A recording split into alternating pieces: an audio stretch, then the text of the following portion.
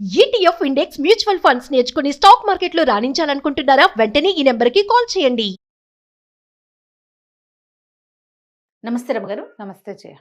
రమగారు, మనం వంటింట్లో ఉపయోగించే పాత్రలు, ఈ మధ్య నేను ఒక 2, 3 ఆర్టికల్స్ కూడా చూశానండి. ఒక స్టోరీ విన్నాను, కుక్కర్లు పేలిపోతున్నాయని. ఎంత భయంకరంగా అనిపించిందంటే మా ఇంట్లో కూడా పేలింది. అవునా రమగారు? ప్రెషర్ ప్యాన్ ఎప్పుడో ఓకే. ఏదో చిన్న అడ్డం పడి డామని కొట్టేసి మొత్తం ఉన్న పప్పు అన్నం అంతా పైకి కొట్టేసి గందరగోళంగా అయ్యి ఇల్లు వాకిలి ఆ వెయిట్ ఇక్కడ తగిలింది ఎప్పుడో. ఓ ఓ పిల్లలు చిన్నప్పుడు. ఇంకా నయ్యం.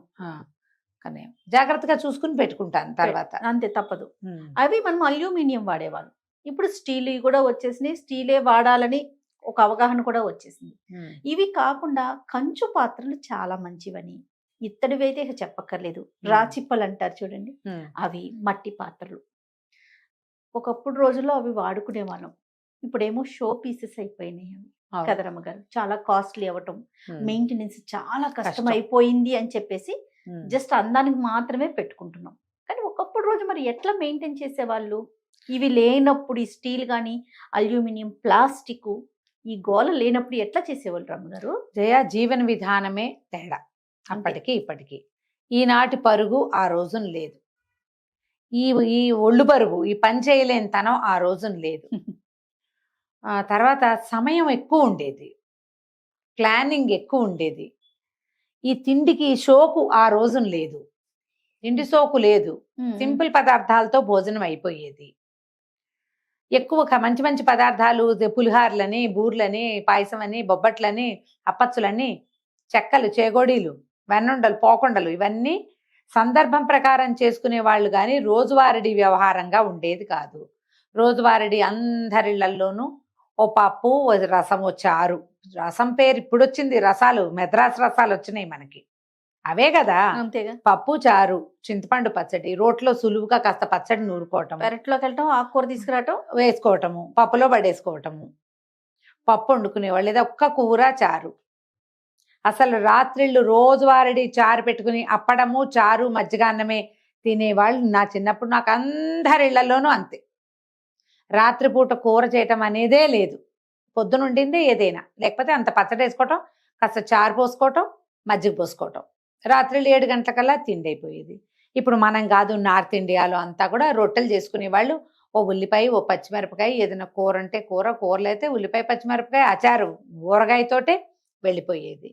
పాతకాలం ఇంతంత ఊరగాయలు పెట్టుకునేవాళ్ళం, ఎంతంత పెట్టేవాళ్ళం జయ. మా ఇంట్లో నాకు తెలిసే 2 ఏసి 3 ఏసి 100 కాయల మాగాయ పెట్టేవాళ్ళం. నాకు బాగా ఊహొచ్చాక కూడా, నేను పెద్దదాన్ని అయ్యాక కూడా తీసిన చెక్కులు తీస్తూనే ఉండేవాళ్ళం మాగాయకి. పెద్ద మా హాల్, ఎంత పెద్ద హాలో మా సావిడంతా మామిడికాయలే ఉండేవి పచ్చళ్ళ రోజుల్లో. 5, 6, 7, 8 మంది కూర్చుంటే గానీ ఆ పని అయ్యేది కాదు. ఇప్పుడు ఎడం చేత్తో ఇంత చేపెట్టుకుంటున్నాం. ఆ రోజులు వేరు కదా. అప్పుడు ఏం చేసేవాళ్ళు, ఈ పాత్రలు వంట పాత్రలకి పొయ్యి మీద వండుకునేవాళ్ళు. ఒక్క అన్నం. ఇప్పట్లాగా వీళ్ళకి కొర్రలు, వాళ్ళకి ఇవి, వాళ్ళకి ఇంకోటి, ఇవి ఉన్నాయా? ఒకరికి బ్రౌన్ రైస్, ఒకరికి వైట్ రైస్, ఒకళ్ళకి కొర్రను, ఇంకొకళ్ళకి ఏమిటో సజ్జలు, ఒకళ్ళకి రొట్టెలు, ఇంకొకళ్ళకి చపాతీలు. ఎన్ని వేషాలు వేస్తున్నామమ్మా. తిండికి ఇంత వేషం లేదు జయ, ప్రధానమైంది అది. అదైతే నెంబర్ 1. నెంబర్ 2, ఆడవాళ్ళకి పరుగు లేదు. పూర్వం వాళ్ళ పని అదే. ఇంకా ఇవి సర్దాలి, అవి సర్దాలి, అదేమిటో సవరించాలి, వాళ్ళు బజార్లు వెళ్ళాలి, బయటికి వెళ్ళాలి, సామాన్లు తెచ్చుకోవాలి, ఏమీ ఉండేవి కాదు ఆడవాళ్ళకి. అమ్మ, మీరు నా మీద ధ్వజం ఎత్తుకుని పడబోకండి. ఇది నేను చూసిన సమాజమే, నాకు క్లియర్ గా తెలిసిన సమాజం సంగతే ఇది. అలా ఎందుకు లేదు అంటే, మీరందరూ మీ అమ్మల్ని చూసుకుంటే మీకు తెలుస్తుంది. ఓ 30 ఏళ్ల నుంచే పరుగు. యాక్చువల్గా మా అక్కయ్యలు ఇద్దరు, మా రెండో అక్కయ్య, మూడో అక్కయ్య, వీళ్ళిద్దరూ ఎంత పెద్దవాళ్ళు. రెండో అక్కయ్య కొడుకు నాకంటే పెద్దవాడు జయ. మూడో అక్కయ్యకి నేను 2 ఏళ్ల పిల్లప్పుడు పెళ్ళయింది. వీళ్ళిద్దరూ టీచర్లుగా పనిచేశారు మా ఇంట్లో, నేను చూశాను. మా అక్కయ్యలు తెల్లవారితో లేచి అసలు ఎట్లా ఒక్కచోట కాళ్ళు ఒకచోట పెట్టి నుంచోకుండా కూర్చోకుండా పనిచేసేవాళ్ళు. 3 ఇద్దరేసి 4 పిల్లల్ని చూసుకునేవాళ్ళు. మమ్మల్ని కూడా చూసేవాళ్ళు మా అక్కయ్యలే. టీచర్ ఉద్యోగాలు కాబట్టి ఆ కాలపు విధానమే వేరు. అప్పటికి గ్యాస్ స్టవ్లు మొదలైనవి మా అక్కయ్యలు స్కూళ్ళకి వెళ్ళే నాటికి. ఏవో అన్నానికి విత్తడి గిన్నెలు ఉండేవి. రాచిప్పలు ఏవో ఒకటో అరో ఉండేవి. స్టీల్ గిన్నెల వంట వచ్చేసింది. అల్యూమినియం పాత్రలు వచ్చినాయి. పరుగులు పెడుతూ చేసేవాళ్ళు. అసలు మా అక్కయ్యలు చేసిన పనిలో జయ, నేను సత్య ప్రమాణంగా చెప్తున్నా, 100వ వంతు పని చేయట్లా నేను ఇప్పుడు. 100th పార్ట్ చేయట్లేదు. అంత పని, అన్ని పనులు, అన్ని రకాల పనులు మనకు అన్నిటికీ స్విచ్ వేస్తే అయిపోతుంది.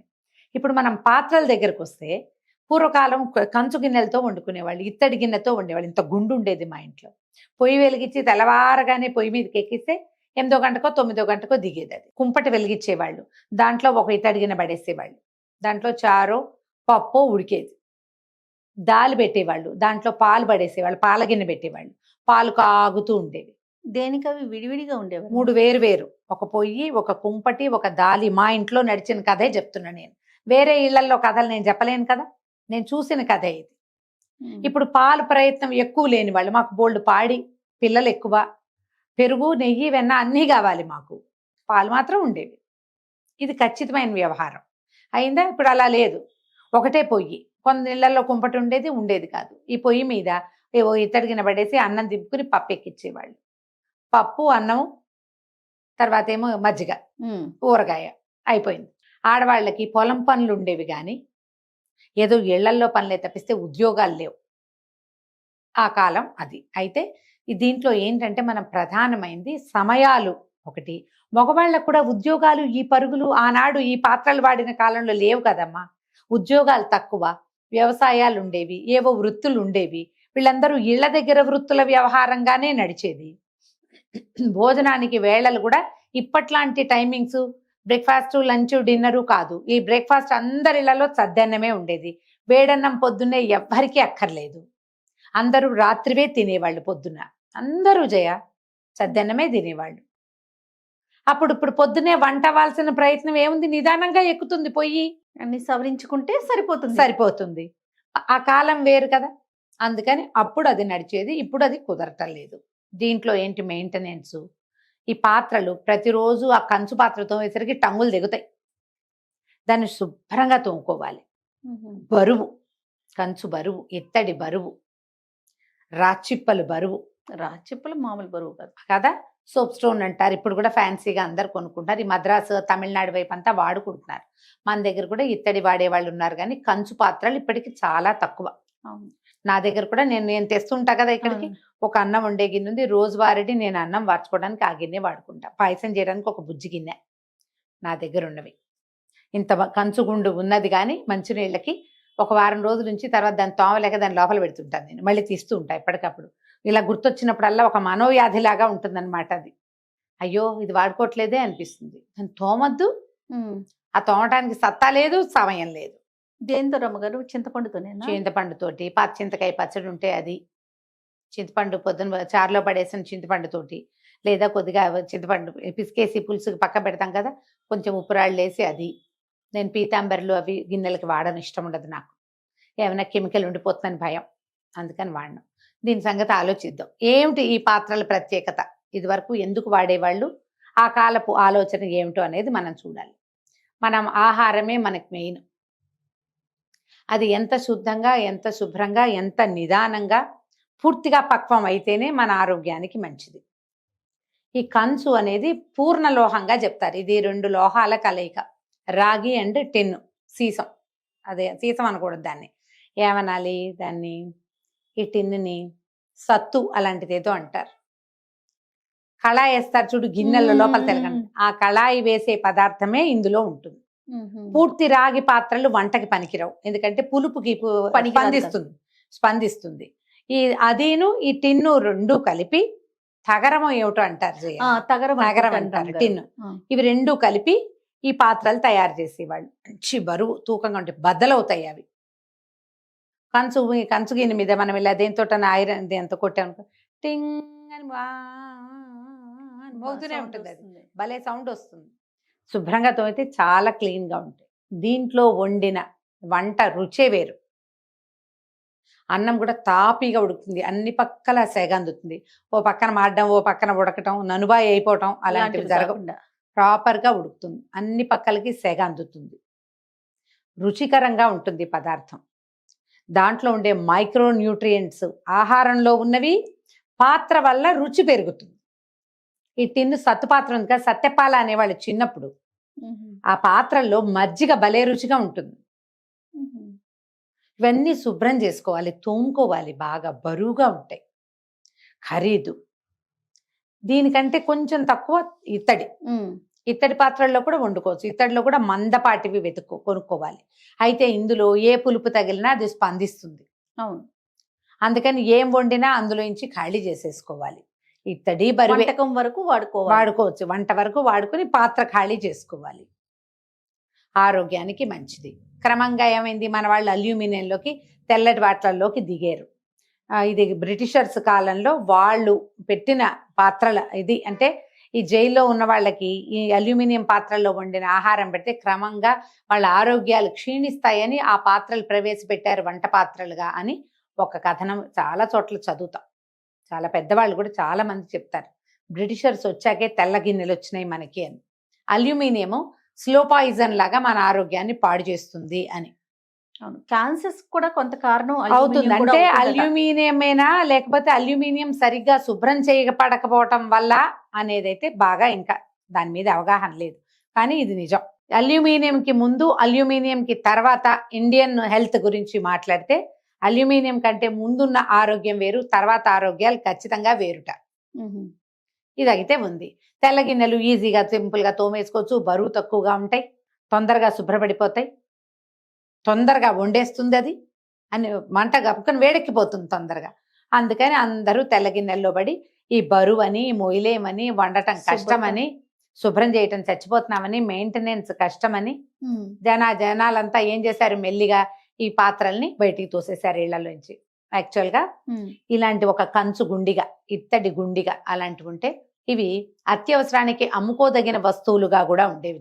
ఇదివరకు రోజుల్లో పెద్ద కంచు గుండిగా ఉందంటే అది ఈజీగా ఒక బస్తా 2 బస్తాల బియ్యానికి మారకంగా పనిచేసేది, తాకట్టు పెట్టుకోవడానికి పనిచేసేది. నాకు గుర్తుని చెప్తా, పొత్తూరు విజయలక్ష్మి గారిదనే ఈ కథ కాదా, పొత్తూరు విజయలక్ష్మి గారిది కథ చెప్తా ఉంటాం. సోమరాజు సుశీల్ గారిది అనుకుంటా. ఒక కథలో ఓ పిల్ల అమ్మాయి పెళ్ళవుతూ ఉంటుంది. సడన్గా అనుకోకుండా బోళ్ళంతమంది చుట్టాలు వచ్చేస్తారు. వీళ్ళు వంట అనుకున్న దానికంటే మనుషులు ఎక్కువైపోయారు. ఆవిడ పెళ్లి కూతురి నాయనమ్మ భలే ఘటికురాలు. ఆవిడ ఏం చేస్తుందంటే, ఏ సత్రంలో పెళ్లి చేస్తున్నారో సత్రంలో ఉన్న ఒక గుండిగని నిశ్శబ్దంగా తాకట్టుకు పంపించి, అప్పటికప్పుడు మళ్ళీ బియ్య బస్తా అవి తెప్పించి వంట పూర్తి చేయించేసి, మరి బియ్యం కావాలి, కూరలు కావాలి, ఎన్ని కావాలి, అవునవును, వంట పూర్తి ఫినిష్ చేసేసి, పెళ్ళి అయిపోయాక వచ్చిన వాళ్ళందరూ ఇచ్చిన చదివింపుల డబ్బులతోటి చల్లగా ఆ డబ్బులు అక్కడ కట్టేసి ఆ గుండికి మళ్ళీ తెచ్చి వెనక్కి పెడతారు. అంత హెల్ప్ చేసేవి. ఈ కంచు అవి బంగారం ఉంటే మనకి ఇప్పుడు ఎంత దన్నో, పాత రోజుల్లో పురాతన పాత్రలు అంత దన్నుగా ఉండేవి. బరువు ఖరీదు అంటారు కదా కంచు మోగినట్లు కనకము మోగినాను. ఇప్పుడు బంగారం వేరు, బంగారం ఇంతే ఉన్నా చాలు, ఇంతే ఉంటే డబ్బులు వస్తాయి. అది చెప్పే సందర్భం వేరైనప్పటికీ కనకం కూడా కంచు కూడా కనకంతో సమానంగా ఉండేది అప్పట్లో. ఆరోగ్యానికి సంబంధించి ఉండేది, జాగ్రత్తగా దాచుకునేవాళ్ళు, వాడుకునేవాళ్ళు, రోజువారీ వాడకంలో ఉండేది.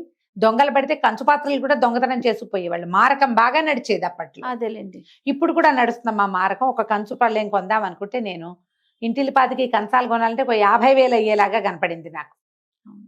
కంచు పళ్ళేలు, గ్లాసులు, కప్పులు కొంటే 50,000 చిల్లర. అంత ఖరీదైన లోహంగా మారింది అది ఇప్పుడు. కానీ ఓ కంచు పాత్ర ఉండటం మంచిదే ఇంట్లో. అల్యూమినియం పాత్రలు ఆరోగ్యానికి మంచిది కాదు. నాన్ స్టిక్ కూడా మంచిది కాదు. ఇప్పుడు సులువుగా ఉందని మనం ఏం చేస్తాం, దోశ ఏంగానే టపిమని లేచి వచ్చేస్తుందని అడ్వర్టైజ్మెంట్ చేశారు. బాగా అడ్వర్టైజ్ చేసి అందరితోటి కొనిపించారు. అవును, ఎన్ని రకాలు కొన్నాం, అందులో తాలింపు వేసుకునే చిన్న చిప్పలు కొన్నాం, తర్వాత కూరలు చేసుకునే మూకుళ్ళు కొన్నాం, దోశలు వేసుకునే పెనాలు కొన్నాం కదా. నాన్ స్టిక్ కుక్ వేరు బ్రహ్మాండంగా కొనుక్కున్నాం మనం. చాలా మంది ఇప్పుడు బయట పారేశారు. అది ఆరోగ్యానికి మంచిది కాదని. ఆరోగ్యానికి ఏది మంచిది, ఎక్కువ హానికరం అస్సలు కాంది, చాలా మెయింటెనెన్స్ తీసుకునేది కంచు, ఇత్తడి. ఆలోచించి 1, 2, 3 పాత్రలైనా అవి కొనుక్కొని మెయిన్ కోర్సు ముఖ్యమైనది వీటిల్లో చేసుకోవచ్చు. ఇప్పుడు రాచిప్పలు, రాచిప్పలో పులుసు దానంత రుచి ఇంకొకటి లేదుట. మహా రుచిగా ఉంటుంది. నా చిన్నప్పుడు నాకు ఊహ తెలిసాక రాచిప్ప మానేశారు మా వాళ్ళు. చిల్లు పడిందో ఏమిటో అయ్యింది అది. మా ఇంట్లో నుంచి రాచిప్పలు బయటకు వెళ్ళిపోయినాయి. ఉప్పు పోసి పక్కన పడేసేవాళ్ళు పాత రాచిప్పలు. బాగుండేది, పల్చగా ఇంత ఉండేది. తర్వాత భాండం, కుండల్లో పులుసు కూడా భాండం ఉండేదట మా నా ఊహ తెలిసే నాటికి నాకు లేదు. మాకు స్టీల్ గిన్నెలు వచ్చేసి ఇత్తడి పాత్రలు ఉండేవి, ఇత్తడి మీదే ఉండేవాళ్ళు. ఈ పొయ్యి స్టవ్లు వచ్చేసినాయి కదా, కాల్ గ్యాస్ వచ్చింది. మా దగ్గర గోబర్ గ్యాస్ ఉండేది. ఈ ఇత్తడి అంటే ఎంత గ్యాసు చాలదు కదా. ఇప్పుడు ఇంత బరువైన గిన్నె వేడెక్కడానికి ఎంత వేడి సరిపోదు, గ్యాస్ వేస్ట్ అయిపోతుంది. అందుకని ఏం చేస్తాం మనం, ఈజీగా వేడెక్కిపోయేవి, సులువుగా దిగిపోయే వాటి కోసం వెళ్తారు. ఇప్పుడు స్టెయిన్లెస్ స్టీల్ తో మనకు వచ్చే జబ్బులేం లేవు, కానీ ఆరోగ్యం కూడా లేదు. అది స్టెయిన్లెస్ స్టీల్ అదేం కరిగే ఆహారంలోకి రాదు. కరెక్టే కానీ రమ్మగారు మాడిపోతుంది. రమ్మగారు మాడుతుంది, ఒళ్ళు దగ్గర పెట్టుకుని వండుకోవాలి, జాగ్రత్తగా అక్కడే ఉండి వండుకోవాల్సి వస్తాం. ఎంత చేసినా కూడా మనకి మిగతా పాత్రలతో కంపేర్ చేస్తే స్టీల్ దాంట్లో కొంచెం మాడు అనేది తెలుస్తుంది. ఆలోచించుకుని మనం ఏం చేయగలమో, ఆరోగ్యానికి మంచిదని చాలా చేస్తున్నాం మనం. అవునండి కదా. ఎంత బాగా చేసినా వండిన పాత్ర బాగుండకపోతే అంత ప్రయోజనం లేదు. అవును. కాబట్టి ఆలోచించి అక్కడెక్కడో ఖర్చు పెడుతున్నాము, ఆ పిచ్చి ఖర్చులు మానేసి అదేదో ఆ ఖర్చు ఏదో ఇక్కడే కూడబెట్టుకొని ఆ ఖర్చు ఇక్కడే అవుతుందని ఆలోచించుకుని మనం ఇలాంటిది ఏదైనా ప్రయత్నం చేసుకోగలిగితే బాగానే ఉంటుంది. మనం రాగి పాత్రలో మంచినీళ్ళు తాగడానికి అందరి దగ్గర జగ్గులో చెంబులో ఉన్నాయి, కానీ రాగిలో మనం వంట చేయలేం. మంచినీళ్ళు తాగలుగుతాం, ఆరోగ్యానికి మంచిది మనకు తెలిసిందే కదా. మజ్జిగ పోసుకోవడానికి ఒక్క టిన్ను పాత్ర కొనుక్కోవచ్చు. రోజువారీ మన మజ్జిగ అందులో చేసుకుంటాం, ఒక్క పాత్ర. అన్నం ఇందులో వండుకుంటాం, ఒకటే పాత్ర. ఈ కూర ఇందులో వండుకుందాం, దానికి కూడా ఒకటే పాత్ర. ఎన్నైనాయేమో మొత్తం కలిపి, ఎన్నో లేవు కదా. ఒక కంచు చెంబు మంచినీళ్ళకి, అలా చేయొచ్చు కదా. మనం ఆలోచించవచ్చు. కుండలు కుండ కొంటామా జయ, ఏడాది తిరిగేసరికి పోతుంది. అసలు కొన్ని కుండలు అయితే మనం వంట వండుతుండగానే పగిలిపోతూ ఉంటాయి. 700, 800 పెట్టి కుండలు కొంటున్నాం. అవును. ఈ 7, 8 పెట్టే బదులు శాశ్వతంగా అలాగే కదలకుండా తరాల వెంబడి ఉండే పంచపాత్రలు కూడా కొనుక్కోవచ్చుగా మనం. ఖచ్చితంగా. ఇవన్నీ వాటిని ప్రమోట్ చేసే ఉద్దేశం కాదమ్మా. ఆరోగ్యానికి ఏది అవసరమో మనం పెట్టే ఎన్నో ఖర్చుల్లో ఇదొక ఖర్చు కాదు, ఇది మనకి ప్లస్ అని ఆలోచిస్తే కనుక మనం హెల్దీగా ముందుకెళ్ళచ్చు. వీటి మీద అవగాహన కోసం మీరు కట్టి చూడొచ్చు, బ్రాస్ ఆర్ బ్రాంజ్ ఏది మంచిది, రైట్, స్టీల్ మంచిదా, అల్యూమినియం మంచిదా, మీ అంతటా మీరే గూగుల్ చేసి తెలుసుకోవచ్చే. హాయిగా ఆలోచించండి. బోళ్ళు రకాలు ఖర్చు చేస్తాం, ఈ పని చేద్దామని కూడా ఆలోచించండి. తప్పకుండా. నమస్తే రమ్మగారు. నమస్తే జీ.